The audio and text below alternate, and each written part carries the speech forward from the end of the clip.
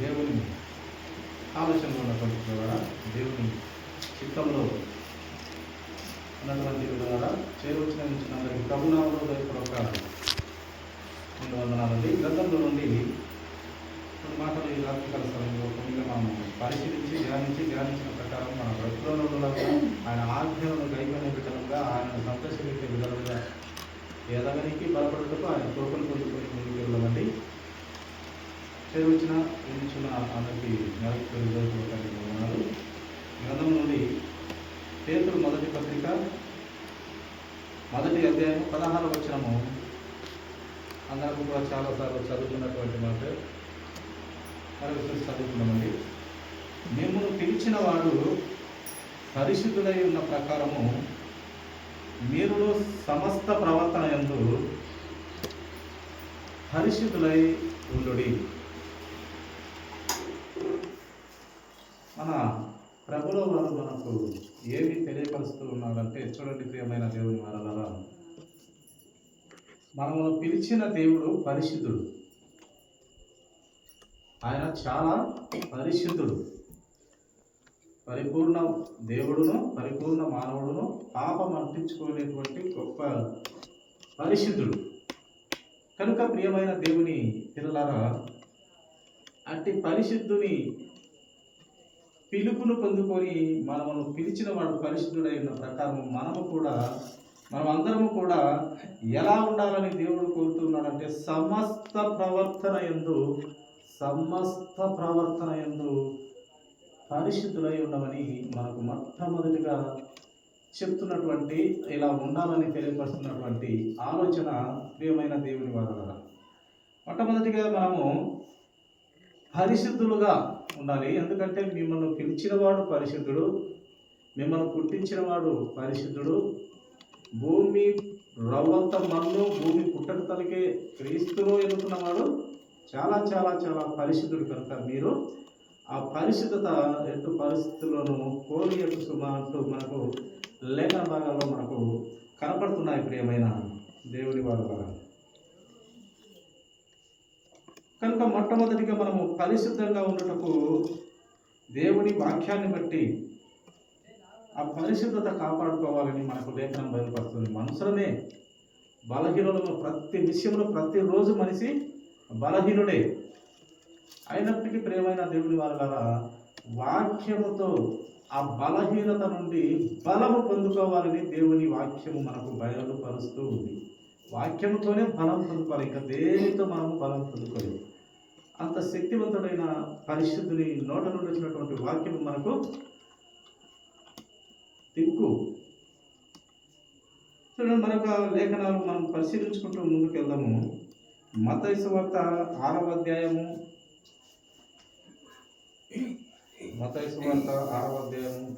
33వ వచనం మనం చదువుకున్నట్లయితే, కాబట్టి మీరు ఆయన రాజ్యమును నీతిని మొదట వెతుకుడి, అప్పుడు అవన్నీ మీకు అనుగ్రహింపబడును. పరిశుద్ధులుగా ఉండాలి మొట్టమొదటిగా. మళ్ళీ తర్వాత ఏం చేయాలి మనం అంటే, ఈ లోకం కోసము, లేక భార్య పిల్లల కోసము, లేక ఏదేదో సంపాదించి చివరికి ఏదో నలుగురు గోతిలో పనికి కాదు. మొదటిగా మనం తెలుసుకోవాల్సింది ఏంటంటే, పరిశుద్ధంగా ఉండి మళ్ళీ తర్వాత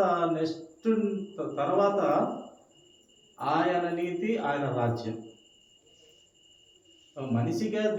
మనిషిగా ఉండవలసిన ఆ లక్షణాలు, ఆ పద్ధతులు మనకు దేవుడు చాలా వివరంగా బైబిల్ గ్రంథంలో రాయిస్తూ వచ్చినాడు. ప్రియమైన దేవుని వారలారా, పరిశుద్ధంగా ఉంటూ మొదటిగా నా నీతిని, నా రాజ్యాన్ని వెతకమని దేవుని మాటగా మనకు బయలుపరుస్తున్నాడు. ఎందుకంటే ఈ యొక్క మాట దేవుడు తెలియపరుస్తున్నాడంటే, ఇది కొట్టివేయబడే ప్రపంచం, ఇది స్థిరమైన ప్రపంచం, స్థిరమైన రాజ్యము నేను తయారు చేసినటువంటి పరలోక రాజ్యమే. కనుక ఆయన ఉద్దేశమై ఉండొచ్చు ప్రియులరా. కనుక ఈ వేయబడే రాజ్యంలో మనం కొన్ని దినాలు యాత్రికులంగా, పరదేశంగా దేవుడు మనల్ని ఈ భూమి మీదకి అడుగు పెట్టేలా దేవుని కృపతో ఏదో ఒక దంపతులకు మనము పుడుతూ వస్తూ ఉన్నాం. దేవుని కృపలో అది. ఈ కొన్ని దినాలు మనము ప్రతి విషయంలో అనుభవ జ్ఞానం కలిగిన వారమై ప్రతి విషయంలో అనుభవంతో ముందుకెళ్ళాలి. వీడు పాపం చేస్తాడు, చేసిన తర్వాత దేవుని వాక్యానికి లోబడతాడు, లోబడిన తర్వాత దేవుని పని చేస్తాడు. ఇదంతా ఒక ప్రణాళిక. అన్నీ నేర్పుకుంటూ వస్తాడు దేవుడు. బుద్ధిపూర్వకంగా మనకు అన్నీ నేర్పుకుంటూ ప్రతి మనిషిని ఆయన కాపాడడానికి, ప్రతి మనిషిని రక్షించడానికి ఆయన ప్రాణం పెట్టినాడు ప్రియమైన దేవుని వారల. కనుక పరిశుద్ధంగా ఉంటూ దేవుని రాజ్యము, దేవుని నీతిని మొదటిగా వెతకాలి అంటూ మళ్ళీ ఒక మాట మనము గ్రంథం నుండి పరిశీలిస్తామండి. ఇంకా ఆయన మనకు ఏనేమి బయలుపరుస్తున్నాడో గమనిస్తాం. గలతీయులకు రాసినటువంటి పత్రిక అపోస్తలుడైన పౌలు గారు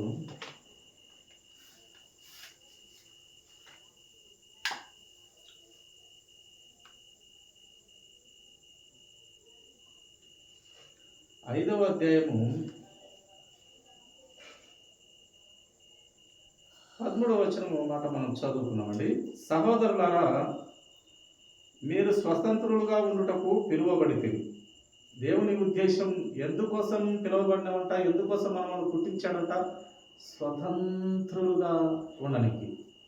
ఇదో ఈ పనికి వాళ్ళ పని, ఆ పనికి వాళ్ళ పని చేసి ఆ స్వతంత్రత లేకుండా, ఇప్పుడు ఒక తప్పు చేస్తే మన పోలీసు వ్యవస్థ లేక గవర్నమెంట్ ఏం చేస్తుంది? స్వతంత్రం ఇస్తుందా? స్వేచ్ఛ ఇస్తుందా? ఒక రూమ్లో పడేసి ఆ రూమ్లో మళ్ళీ ఆడ చనిపోతాడేమో మొత్తాలు కూడా పెట్టేసి అన్నం టయానికి ఒక బొచ్చే చేతికిచ్చి అది కూడా ఇవ్వరు. ఆ టయానికి మాత్రమే మళ్ళీ బయటకు వచ్చినాక ఇస్తారు. ఒక ఫ్యాన్ ఉండదు, ఆ దోమలు, ఆ రూమ్ సరిగా ఉండదు, అన్నీ అనుకోవాలి. చాలా ఘోరంగా ఉంటుంది పరిస్థితి. ఇలా ఉండని కాదు దేవుడు నిన్ను నన్ను అందరినీ పుట్టించింది. స్వతంత్రంగా పరిశుద్ధంగా బ్రతుకుతూ మొదటిగా నా నీతి నా రాజ్యం వెతుకుతూ మీరు స్వతంత్రుడుగా ఉండాలి, స్వేచ్ఛగా ఉండాలి. నియమాలు మీకు చెప్తున్నాను నా పిల్లలారా. కట్టడలు అయితే మీకు చెప్తున్నాను, కానీ క్రమమైన కట్టడలోనే నడుచుకోండి, అక్రమమైనటువంటి కట్టల్లోకి వెళ్ళమాకండి అని దేవుడు చెప్పే ఆ విధానం ప్రియులారా. అందుకే చూడండి, సహోదరులారా, మీరు స్వతంత్రులుగా ఉండుటకు పిలువబడితిరి. అయితే ఒక మాట, ఆ స్వాతంత్ర్యమును శరీర క్రియలకు హేతువు చేసుకునక. ఈ స్వాతంత్ర్యం అంట ఈ శరీరానికి సంబంధించిన ఆ సుఖానికి కానివ్వండి, ఈ శరీరము కేవలము నిష్ప్రయోజనమని దేవుడు చెప్పినాడు. ఆత్మనే జీవింపచేయును. ఈ శరీరము ఒకనొక సమయము పూడ్చిపెట్టబడుతుంది, ఇది నిష్ప్రయోజనము. ఆత్మ జీవింపజేస్తుంది. ఆత్మ ఇచ్చిన దేవుని దగ్గరకు ఆత్మ వెళ్తుందని చెప్పినాడు. అది నిజం. ఇచ్చిన బ్రతుకు స్వాతంత్రము, ఆ స్వేచ్ఛ ఎలా ఉపయోగించుకోమని చెప్తున్నాడు? ఈ శరీర క్రియలకు హేతువు చేర్చుకునక, ఈ శరీర క్రియలను నువ్వు అనుసరించక. ఈ శరీరం ఒట్టి పనికి మాలినది అనమాట. ఈ శరీరము ఎప్పుడు సుఖం కోరుకుంటుంది. ఆ ఫ్యాన్ వేసుకొని వేసేసుకొని కూర్చోమని చెప్తుంది శరీరం. కానీ ఆత్మ అలా చెప్పదు. ఆత్మ సృష్టించిన దేవుణ్ణి వెతుకు, ఒక మంచి పని చేయడానికి ఆలోచన చెయ్యి. ఇదో ఈ పని చేస్తే మంచిది, ఈ పని చేస్తే చెడ్డదని ఆత్మ బుద్ధి చెప్తూ నేర్పిస్తూ వస్తుంది. కానీ శరీరం అలా కాదు ప్రియమైన వాళ్ళ. అది ఎప్పుడు మనం పడిపోయేదానికే, మనం చెడిపోయేదానికే మనకు సలహాలు ఇస్తూ ప్రేరేపిస్తూ ఉంటుంది శరీరం. కనుక ఆత్మ మనకు ముఖ్యము. ఇదైతే శరీరము ఒక సమయంలో వ్యర్థం. ఇది ఆత్మనే జీవింపజేసేది. కనుక ఆత్మానుసారంగా మనం బ్రతకాలని బైబిల్ మనకు బయలుపరుస్తుంది. కనుక ఈ స్వాతంత్రం కూడా, ఈ స్వాతంత్రమును ఎలా హేతువు చేసుకోవాలంటే, ఈ శరీర క్రియలు హేతువు చేసుకొనక ప్రేమ కలిగిన వారై ఒకరినొకడు దాసులై ఉండండి. ఒకరికొకరు ప్రేమ కలిగి ఉండండి. సరే, ఒకరు నీతో మాట్లాడకపోవచ్చును, ప్రేమ కలిగి ఉండండి. కనపచ్చినప్పుడు పలకరించండి. దాంట్లో ఏం పోయేది లేదు. శత్రువుడైనా వచ్చి ఏదన్నా అడిగితే అన్నం పెట్టండి, లేక నీళ్ళు ఇవ్వండి అని దేవుడు మనకు ఎన్నో విషయాలుగా చెప్తూ ఉంటాడు. దేవుడు ప్రతి విషయంలో మనకు బుద్ధి నేర్పుతాడు. ప్రతి విషయంలో యేసుక్రీస్తు ప్రభు వారిని ఒక సమయంలో ఆయన కొట్టినప్పుడు ఆయన అంటాడు, యేసు ప్రభు వారు, నేను ఆడని మాట తప్పిన ఎడల ఎందుకు నువ్వు నన్ను కొట్టుచున్నావు అంటాడు. అదే క్రీస్తు ప్రభు వారు ఒక చెంప కొడితే ఒక చెంప ఇయ్యి అని చెప్పినాడు. ఎందుకు ఒక చెంప కొడితే ఒక చెంప ఇవ్వమన్నాడు? అప్పటికైనా వాడు బుద్ధి తెచ్చుకొని వీడు ఒక చెంప కొడుతుంటే ఇంకో చెంప ఇస్తున్నాడే, వీని గుణం మనం అర్థం చేసుకోవాలి. అప్పటికైనా అవతల వ్యక్తికి బుద్ధి రావాలి, తెలివి రావాలని చెప్పినాడు. అలాగని ప్రతి సూరు వచ్చి మీద పడి కొడుతుంటే సరిగుణం అని కాదు. యేసుక్రీస్తు ప్రభు వారు కూడా ఒక సమయంలో ఒక అధికారి కొడుతున్నప్పుడు, నేను ఏ తప్పు చేసినందుకు నీవు నన్ను కొడుతున్నావని ఆయనను నిలదీసి అడిగినట్టుగా మనం లేఖనాల్లో గమనిస్తాం. కొడుతున్నారని ఈ చెంప కొట్టి ఆ చెంప కొట్టి ఈ చెంపని కాదు, ఎందుకు కొడుతున్నావు, నేను చేసిన తప్పేంటి నిలదీసి అడిగే హక్కు నీకు ఉంది అని కూడా దేవుడు మనకు బయలుపరిచినాడు. ప్రియమైన దేవుని జనాంగమా, కనుక ఈ శరీర సంబంధమైన హేతువు చేసుకొనక ప్రేమ కలిగిన వారై ఒకరు ప్రేమ కలిగి ఒకరికొకరు దాసులుగా ఉండండి అని మనకు లేఖనం బయలుపరుస్తుంది. ప్రియమైన దేవుని వారుగా చూడండి, మరొక మాట మనం అపోస్తుల కార్యంలో 1:8 ఒక మాట మనం పరిశీలిద్దామండి. అపోస్తుల కార్యంలో 1వ అధ్యాయము 8వ వచనం, అయినను పరిశుద్ధాత్మ మీ మీదికి వచ్చినప్పుడు మీరు శక్తి పొందెదరు, కనుక మీరు యెరూషలేములోను యూదయ సమరయ దేశంలో ఎందంతటా భూదిగంతముల వరకును నాకు సాక్షులై ఉందురని వారితో చెప్పిన. ఎప్పుడైతే మనము మొట్టమొదటి మాటగా మనం పరిశుద్ధంగా ఉండాలని దేవుడు కోరినాడు, అటు పరిశుద్ధత కలిగి ఉంటే మనము పరిశుద్ధాత్మ దేవుని ద్వారా శక్తి పొందుకుంటామని లేఖనము బయలుపరుస్తూ ఉంది. ప్రియమైన దేవుని జనాంగము, పరిశుద్ధ ఆత్మను పొందుకుంటాం. ఎప్పుడైతే మనము పవిత్రంగా బ్రతికితే పరిశుద్ధాత్మను ఎప్పుడైతే మనం పొందుకుంటామో అప్పుడు మనలో ఏం జరుగుతుంటే దేవుని కార్యం జరుగుతుంది. దేవునికి సాక్షులముగా నిలబడగలుగుతాం. పరిశుద్ధాత్మ దేవుని శక్తి అంత గొప్పగా ఉంటుంది. ప్రియమైన వారు చూడండి, మత్తయి సువార్త 28:19 లేఖనం మనం పరిశీలిద్దాము. మత్తయి సువార్త 28వ అధ్యాయము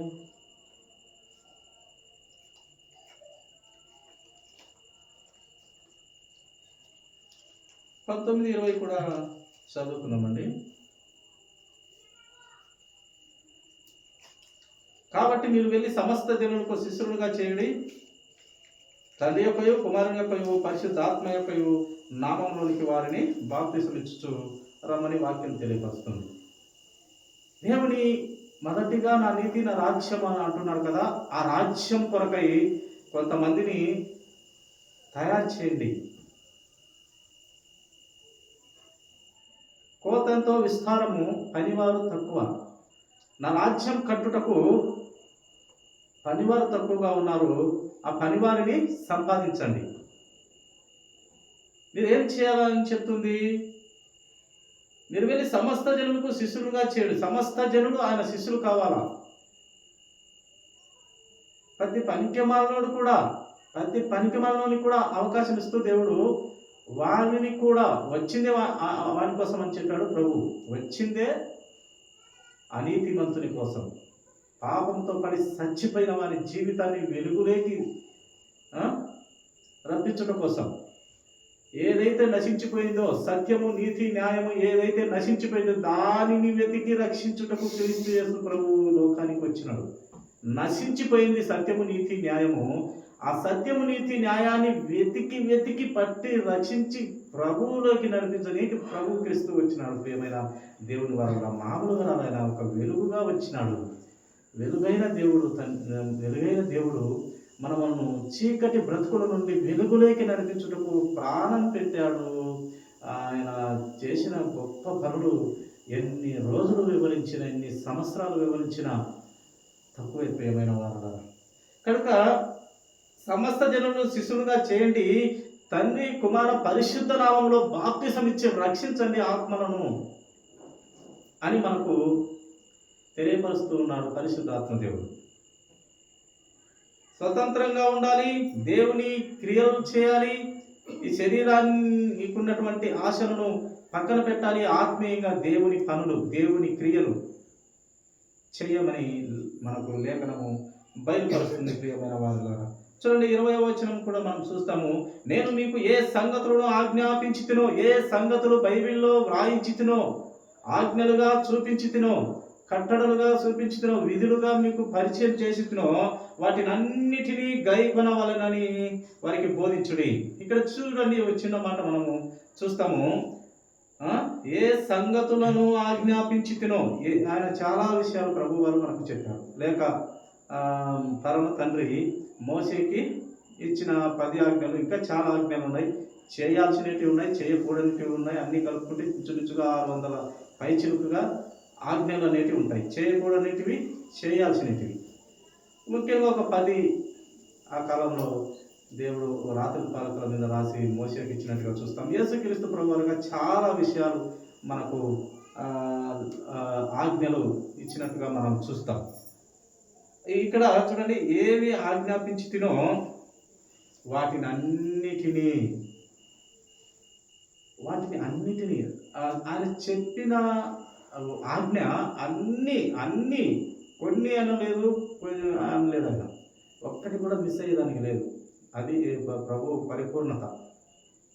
ఒక్కటి పొరపాటు అయినా, ఒక్క ఆజ్ఞ తప్పితే అంతే మన బ్రతుకు అయిపోతుంది. ఏదో అన్ని దశంభాగాలు ఇస్తాను, వాక్యం చెప్తాను, పాటలు పడతాను, చిన్న అబద్ధం ఆడతాను ప్రభు అంటే కుదరదు. అన్నీ చేస్తాను ప్రభు, వారం చేస్తాను ప్రభు, చిన్న తిట్టుమాటలు వస్తాయి ప్రభు అంటే కుదరదు. ఆ తిట్టుమాట కొన్ని రోజులకు వాక్యాన్ని బట్టి నువ్వు సరిచేయబడాల్సింది. ఆ అబద్ధము వాక్యాన్ని బట్టి సరిచేయబడుతుంది. అందుకే భక్తులు చెప్తారు, అందుకే పండితులు చెప్తారు, బైబిల్ చదివిన పండితులు, రెవరెండ్లు, బిషపులు అందరూ చెప్పే మాట అంటే ప్రతిరోజు వాక్యం చదవాలి, నేర్చుకోవాలి, మార్చుకోవాలి. ఎంత భక్తులైనా, ఎంత పెద్ద విశ్వాసైనా, ఎంత పెద్ద సేవకుడైనా, సంఘ కాపరి అయినా, సంఘ పెద్ద అయినా, ఎవరైనా ప్రియమైన దేవుని వలన. ఎందుకంటే మనిషి పాప నియమం మనలో ఉంది. భక్తుడు అన్నాడు, పౌలు భక్తుడు అన్నాడు, పాపం నియమమే మనలో ఉంది. కనుక ప్రతిరోజు వాక్యం చదవాల్సిందే, నేర్చుకోవాల్సిందే, వాక్య ప్రకారం బ్రతకడానికి మనము ప్రయత్నిస్తూనే ఉండాల్సిందే. అటువంటి భ్రష్టమైన లోకంలో మనము బ్రతుకుతున్నాం. అందుకే ఈ భ్రష్టమైన లోకంలో నీతిమంతులు లేడు, ఒక్కను లేడు. పైలోకం నుండి వచ్చినటువంటి వాడే యేసుక్రీస్తు ప్రభు వారే నీతిమంతుడు, ఇంకెవరు లేరు. కనుక ప్రతిరోజు దేవుని వాక్యంతో మనము బ్రతుకును మార్చుకుంటూ, దిద్దుకుంటూ, నేర్చుకుంటూ ముందుకు వెళ్తుండడమే ప్రియమైన వారు. కనుక ఆజ్ఞలు అన్నిటినీ వారికి బోధించండి. ఇదిగో నేను యుగ సమాప్తి వరకు సదాకాలం మీతో కూడా ఉన్నానని వారితో చెప్తూ వచ్చిన దేవుడు. ఒక్కటి కూడా విడిచిపెట్టేదానికి లేదు ప్రియమైన దేవుని వాళ్ళ. ఇదో ఇది చేస్తున్నాను, అన్ని చేస్తున్నాను, లేదు ఇది ఒక్కట్లేని అనుకుంటే పొరపాటు. ఇటు చాలా మందిని మనం చూస్తూ ఉన్నాం. సంఘాలలో కూడా అన్ని బాగానే ఉంటాయి, ఏదో ఒకటి ఇది అవుతుంది. కానీ ఆ ఒక్కటి కూడా రెడీ అవ్వాలి వాక్యంతో. ఆ ఒక్కటిని కూడా విసర్జించాలి. ఏ భక్తుడు చెడుతనాన్ని విసర్జించుకున్నాడంట. ఆయన మంచి మాట చెప్తాడు. ఏ భక్తుడు భార్యతో, ఏమమ్మా ఒకప్పుడు మన జీవితం బాగానే ఉండేది, ఇప్పుడు ఏదో ఏ పరీక్ష దేవుని దగ్గర నుంచి ఆర్డర్ మొదలైందో సైతానికి, అన్నీ పోయాయి, మరణ మంచులకు వచ్చినాను, చిల్లపెక్కు తీసుకొని పుండ్లు గీక్కుంటూ స్థితిలోకి వచ్చినాను. కానీ దేవుణ్ణి దూషించేదానికి లేదమ్మా, దేవుణ్ణి దూషించేదానికి లేదు, దేవుణ్ణి తిట్టేదానికి లేదు. ఇచ్చినప్పుడల్లా సంతోషంగా ఉంటుంది కదా, తీసుకున్నప్పుడు కూడా మనం అలాగానే ఉండాలి. ఇచ్చినప్పుడు సంతోషపడి, తీసుకున్నప్పుడు బాధపడకూడదని భార్యకు, స్నేహితులకు ఆయన చెప్పినట్టుగా చెడుతనాన్ని అసహించుకున్నట్టుగా మనం జీవగ్రంథంలో చూడగలుగుతాం. చూడండి ప్రియులారా, మరొక లేఖనం పరిశీలిద్దాము. కొలసీలకు రాసినటువంటి పత్రిక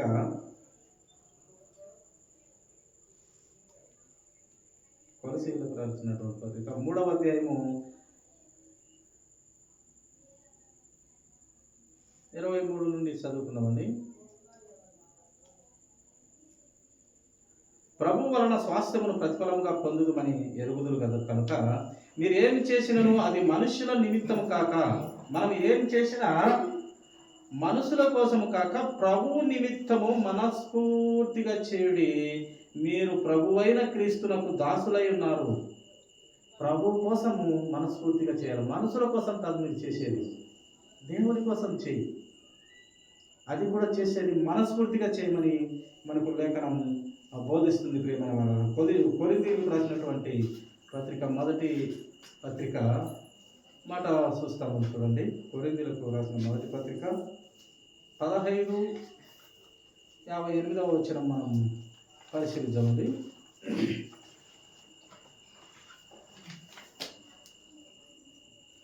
కాగా నా ప్రియ సహోదరులారా,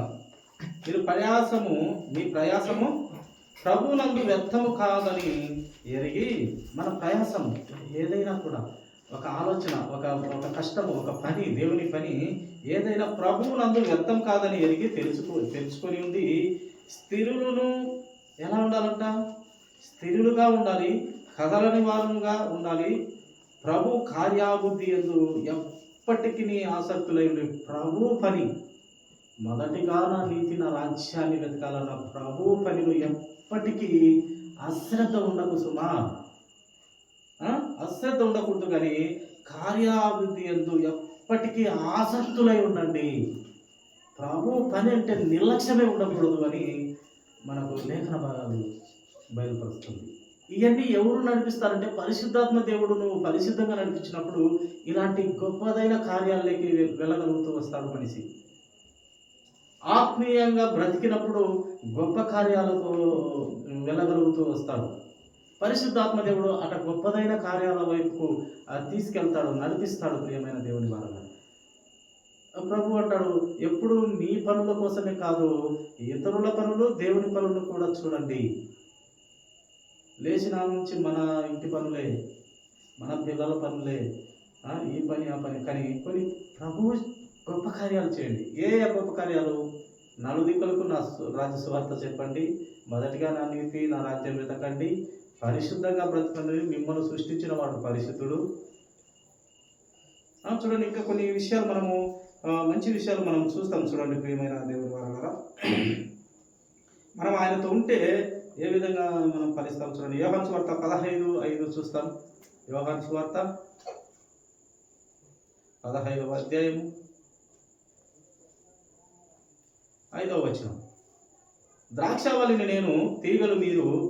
ఎవడు నా యందు నిలిచి ఉండునో, నేను ఎవని యందు నిలిచి ఉండునో వాడు బహుగా ఫలించును. నాకు వేరుగా ఉండి మీరేం చేయలేరు. దేవునికి వేరుగా ఉండి మనం ఏ గొప్ప కార్యాలు చేయలేము. పనికిమాలిన కార్యాలు చేస్తాం. ఆ పనికిమాలిన కార్యాలకి ప్రతిఫలంగా మనము గవర్నమెంట్ విధించిన శిక్షలకు సస్తాం అక్కడ. అందుక మనము స్వేచ్ఛ ఇచ్చి, మనము పుట్టించి, తయారు చేసి, తల్లిదండ్రులకు చెడబెట్టి, ఇదంతా దీనికోసం కాదు మనిషిని తయారు చేసింది. కొన్ని దినాలు బతికిన, కొన్ని దినాలంటే దేవుని దృష్టికి ఒక దినము 1000 సంవత్సరాలు. ఆయనకు ఒక్క దినం బ్రతికిన ప్రభు కోసం బ్రతకాలి. 1000 సంవత్సరాలు ఒక దినము ప్రభు దృష్టికి, 1000 సంవత్సరాలు ఒక్క దినముగా కూడా ప్రభు దృష్టికి కనపడుతుంది. 2 రోజులు బ్రతికిన, ఎన్ని రోజులు బ్రతికిన ప్రభు కోసం బ్రతికే బిడ్డలు ఆయనకు కావాలి. ప్రియమైన దేవుని వారగా మనము ఆయన పని చేయాలంటే మనము ఆయనకు వేరుగా ఉండి ఏ పని చేయలేము. ఆ పని చేసినామంటే అది లోక సంబంధమైన పనికి మన పనే, కానీ దేవుని కార్యాలు, దేవుని పని కాదు. ప్రియమైన వారగా ఆయనతో ఉంటేనే, ఆయనలో ఉంటేనే మనము, ఆయన నుండి వేరైపోతే, ద్రాక్షావళి నుండి ఒక తీగ వేరైపోతే ఎండిపోతుంది అంతే. ఆయనతో ఉంటేనే ఆ తీగ పచ్చగా ఉండి కొమ్మలు పెట్టి ఫలిస్తుంది. ప్రకటన గ్రంథం 22:12 చూస్తాం చూడండి ప్రియమైన వారలారా. ప్రకటన గ్రంథం 22వ అధ్యాయము 12వ వచనం మాట మనం పరిశీలిద్దాం. ఇదిగో త్వరగా వచ్చున్నాను, వాని క్రియ చొప్పున ప్రతి వాని ఇచ్చుటకును నేను సిద్ధపడిన జీతము నా యొద్ద ఉన్నది. ప్రతి వాని పని, లోకంలో ప్రతి వాడు చేసిన పనికి ఫలితం ఎవరి దగ్గర ఉందంటే జీతము మన తండ్రి దగ్గర ఉంది, మన ప్రభువు దగ్గర ఉంది. దేవుని పని కొంచెం చేసిన నీ ఫలితము, నీ యొక్క గౌరవము, లేక నీ ఆశీర్వాదము పరలోక రాజ్యంలో ఆయన దాచిపెట్టి ఉంచాడు. ప్రియమైన వారు, దేవుని పని గొప్ప పని అంతే. ఏ చిన్న పని పట్టుకున్నా ఆ దేవుని పని గొప్ప పని. కనుక మనకు ప్రతిఫలం ఈ లోకంలో కాదు, పరలోక రాజ్యంలో దేవుడు ఇస్తాడు.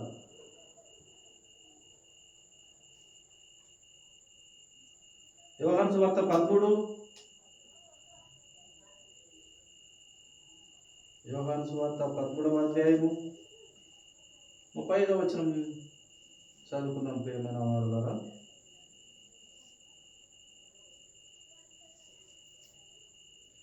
మీరు ఒకని ఎడల ఒకడు ప్రేమ గలవారైన ఎడల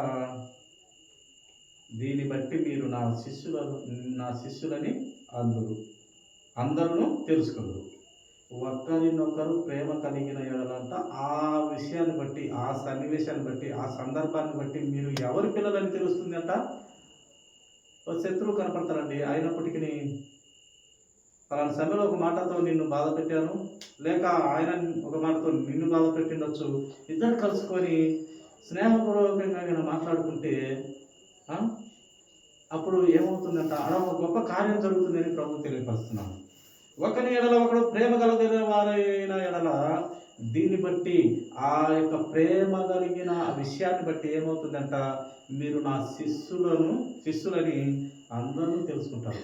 అదే వాళ్ళిద్దరు శత్రువులైనప్పటికీ చూడండి, మళ్ళీ ఒకరొకరు పశ్చాత్తాపంతో ఒకరొకరు ప్రేమ కలిగి మాట్లాడుతున్నారు. వాళ్ళ ప్రభువు పిల్లలు అంటే అని అందరూ కనుగొంటారట. ప్రియమైన వాళ్ళ మనకు ప్రభువు చాలా విషయాలు మన బ్రతుకులను దిద్దడానికి, ఒక అమూల్యమైన వ్యక్తిగా ఉండడానికి చాలా విషయాలు మనకు ఆయన మేలులు చేస్తూనే ఉన్నాడు. ఆయన మేలులు గొప్పవి.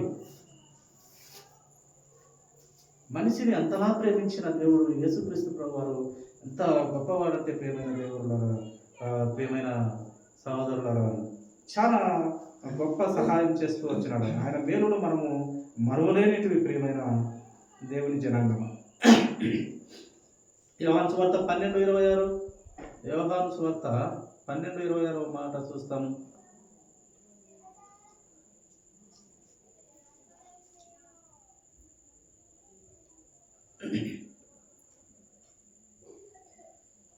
ఒకడు నన్ను సేవించిన ఎడల నన్ను వెంబడింపవలను. ఒకడు నన్ను సేవించిన ఎడల నన్ను వెంబడింపవలను. అప్పుడు నేను ఎక్కడ ఉండునో అక్కడ నా సేవకుడును ఉండును. ఒకడు నన్ను సేవించిన ఎడల నా తండ్రి అతనిని ఘనపరచును.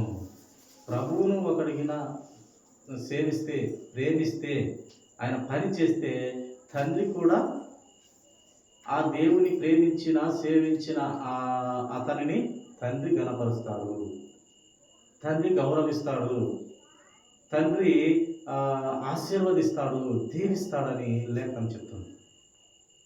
కుమారుణ్ణి ముద్దు పెట్టుకున్నది, కుమారుణ్ణి హత్తుకున్నది, లేకుంటే ఆయన కోపిస్తాడు. ఆయనను హత్తుకుంటే, ఆయనను ముద్దు పెట్టుకుంటే, ఆయనను ప్రేమిస్తే తండ్రి కూడా మనల్నంతా గౌరవిస్తాడు, ఆదరిస్తాడు, ఆయన ప్రేమిస్తాడు, ఆశీర్వదిస్తాడు, దీవిస్తాడు. చాలా విషయాల్లో మనకు మేలులు చేసే దేవుడుగా ఆయన మన ప్రభువు కనపడతాడు. ప్రియమైన వారలా,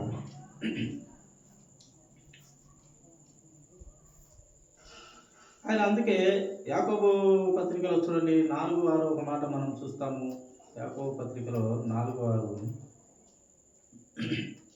దేవుడు ఎంత గొప్పదైన మనసు గలవాడో మనం చూస్తాము. కాదు కానీ ఆయన ఎక్కువ కృపనిచ్చును, ఎక్కువ కృప ఇచ్చే దేవుడు. అందుచేత దేవుడు అహంకారులను ఎదిరించి దీనులకు కృప అనుగ్రహించును అని లేఖనం చెప్తున్నది. ఈ అహంకారం మీద పడితే వాళ్ళ అహంకారం పడితే ఏమవుతుందంటే, వాళ్ళకు అన్ని సకల సౌకర్యాలు ఉన్నప్పటికీ అహంకారం చేత అంట ఆయన వారిని పడగొట్టి వారిని క్రిందికేసి ఆయన ఎవరిని అనుగ్రహిస్తారంట, దీనులను ఆయన లేవనెత్తాడు. చాలామంది బైబిల్ గ్రంథంలో చాలా పనికి మాలిన వారిని కూడా దేవుడు లేవనెత్తుతూ వచ్చినాడు. దేవుడి వాక్యం బయలుపరుస్తుంది, పెంట కుప్పల మీద ఉన్న వారిని ఆయన దీవించే దేవుడుగా ఉన్నాడు. అంటే ఏ ప్రయోజనం లేని వాడిని, ఎందుకు పనికిరాని వాడిని ఆయన ఎంచుకుంటూ వస్తాడు. ప్రియమైన దేవుడి వల్ల అహంకారము ఉండకూడదు. ఉంటే పడిపోతారు. ఆ దీనులుగా తగ్గించు స్వభావం ఉంటే ఆయన హెచ్చిస్తాడు. ఎవడైతే తగ్గించబడతాడో వాడు హెచ్చింపబడునని సాక్షాత్ యేసుక్రీస్తు ప్రభువారే మనకు బయలుపరుస్తూ ఉన్నాడు. చివరిగా ముగించుకుందాము. గలతీ 6:9 ఒక మాట మనం చూస్తాం, చూడండి.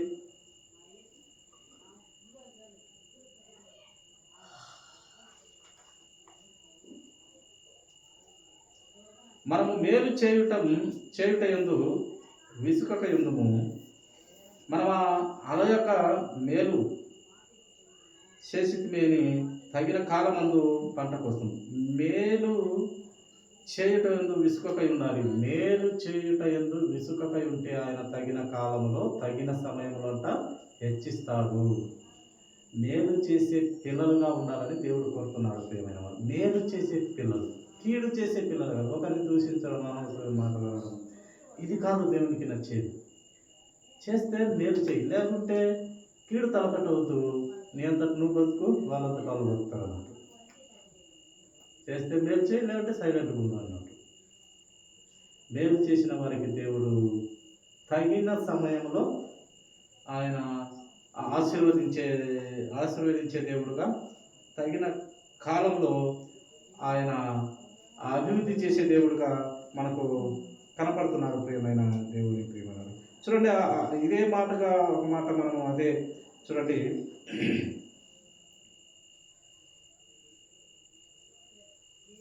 యాకోబు పత్రిక 4:17 మంచి మాట దేవుడు వ్రాయించినాడు.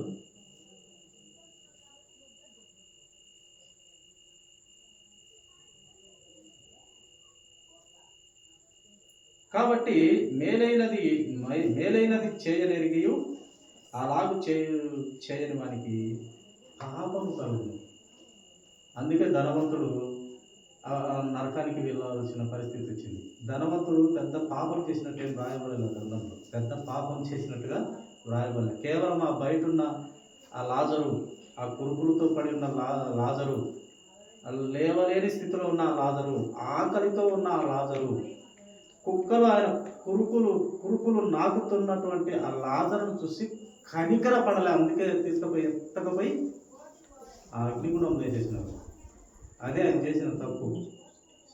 ధనవంతుడు ఏమంటావు, కనికరం చూపలేకపోయినాడు, కొంచెం దయ చూపించలేకపోయినాడు, వాకిట పడిపోయినాడు పాపం లాజరు. కుక్కలు ఒక దిక్కు నాకుతూ ఉన్నాయి, లేవలేని స్థితిలో ఉన్నాడు. ఇతనైతే ఇంట్లో కూర్చొని మంచి పదార్థాలు తింటూ ఉన్నాడు.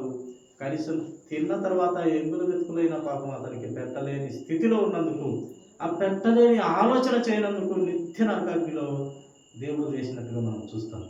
అందుకే దేవుని వాక్యం బయలుపరుస్తుంది, మేలు చేయనరిగి, మేలు చేసేదానికి నీవు తెలిసి ఉండి కూడా నువ్వు చేయకపోతే పాపం రానాయనా అని బైబిల్ మనకు ప్రకటిస్తుంది. ప్రియమైన వాళ్ళ, ఒక మంచి పని చేయాలని నీకు తెలిసి కూడా అది చేయకుంటే అది పాపంగా పరిగణించబడుతుంది దేవుని దృష్టికి. కనుక ప్రియమైన దేవుని బిడ్డలారా, ప్రతి విషయంలో లేఖన భాగాలతో మనిషి చక్కబడాలి, దిద్దబడాలి, క్రమంలో బ్రతకాలి.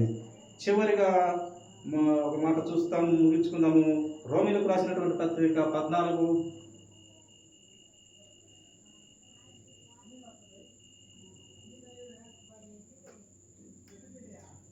వచనం చూసుకుందామండి. అని వ్రాయబడి ఉన్నది కనుక మనలో ప్రతి వాడును తన గురించి దేవునికి లెక్క చెప్పగలగను. ఏ విధంగా వ్రాయబడిందంట? ప్రతి వాని క్రియలు, ప్రతి వాని పనులు దేవునికి లెక్క చెప్పే సమయం ఒకటి దేవుని దగ్గర ఉన్నది. ప్రియమైన వారు, ప్రతి వారము ప్రతి ఒక్కరూ కూడా దేవునికి లెక్క చెప్పాలంట. కొన్ని మన క్రియలు చేసినటువంటి పొరపాట్లు, తప్పులు దేవునికి లెక్క చెప్పాలి. కనుక ఇది మనసులో పెట్టుకోవాలి. చూడండి, మేలు చేయాలకి తెలిసిండు కూడా ఈ పని చేస్తే మేలు. ఏదో ఒక ముసలాం ఉంది, ఆమె నీళ్ళు కూడా తెచ్చుకోలేదు. ఆమె ఏదో ఈ పూటకి ఈ సమయం ఒక బిందె నీళ్ళు అప్పించమని అనుకుని ఉంటాం. అది చేయకుంటే పాపం ఎంత. ఇలాగ ఎన్నో. అది మంచి పని, ఆమె చేసుకోలేదు, నువ్వు వయసులో కనుక చేయగలవు. కానీ అనుకొని వదిలేస్తే, అనుకొని ఆ పని చేయకపోతే పాపము. ఇలాంటి చిన్న చిన్న వాటికి సులువుగా చిక్కులు పెట్టే పాపాలన్నీ కూడా ఒకప్పుడు దేవునికి లెక్క చెప్పాలి అని లేఖనం తెలియపరుస్తుంది. చివరిగా సమూయేలు మొదటి గ్రంథము 15-22 మాట మనం చూసుకొని ముగించుకుందాము. సమూయేలు గ్రంథము మొదటి సమూయేలు 15వ అధ్యాయము 22వ వచనం చూసుకొని ముగించుకుందామండి.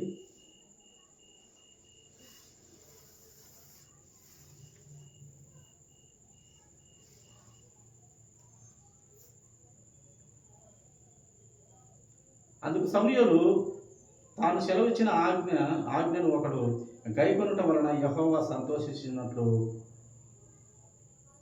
ఎలా సంతోషిస్తున్నాడు దేవుడు?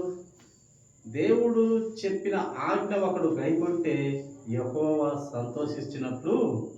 అలాగే చూడండి, దహన బలులను అర్పించుట వలన ఆయన సంతోషించున. దహన బలి, ఒక పొట్టేలు తెచ్చి లేక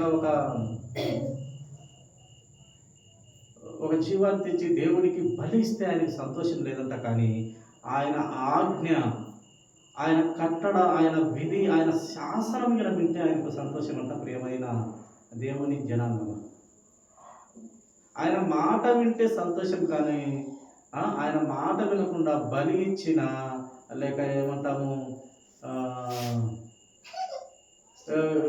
ఇక చాలా చాలా ఆయనకు ఇష్టం లేని పనులు చేసిన ఆయనకు ఇష్టం ఉండదు. కనుక ప్రియమైన దేవుని జనాంగమా, అలాగే చెప్తూ మాట్లాడుతూ ఆలోచించుము, బలులు అర్పించుట కంటే ఆజ్ఞను గైకొనుటయును, పొట్టేళ్ల కొవ్వు అర్పించుట కంటే మాట వినుటయు శ్రేష్టము. పొట్టేళ్లను అర్పించుట కంటే దేవుని మాట వింటే శ్రేష్టమంట. కానీ దశంభాగాలు ఇస్తూనో వారం కరెక్ట్గా పోతేనే కాదు. ఆజ్ఞ, దేవుని వాక్కు, దేవుని మాట వింటే దేవునికి సంతోషం అంట. ప్రియమైన వాళ్ళ కనుక ప్రియ దేవుని జనాంగమా, ఈ కొన్ని మాటలతో మనము ఆయన చెప్పినటువంటి ఆలోచన విధానంలో మనము పరిశుద్ధాత్మ దేవుని శక్తిని పొందుకొని వాక్యం విని చదువుకున్న దాని ప్రకారం ఆయన ఆజ్ఞలన్నీ విన్న వాటిని విన్నట్టుగా మనము ఒకటొకటిగా మనము నేర్చుకుంటూ మన బ్రతుకు మార్చుకుంటూ ముందుకెళ్దాము. దేవుడు కొన్ని మాటలను దీవించి మనకు ఆయన ఇచ్చినటువంటి మాటలు మన చెవిలో వెనికిడిగా మనకు మేలు చేయను గాక. ఈ కొద్ది వాక్యం దేవుడు దీవించును గాక.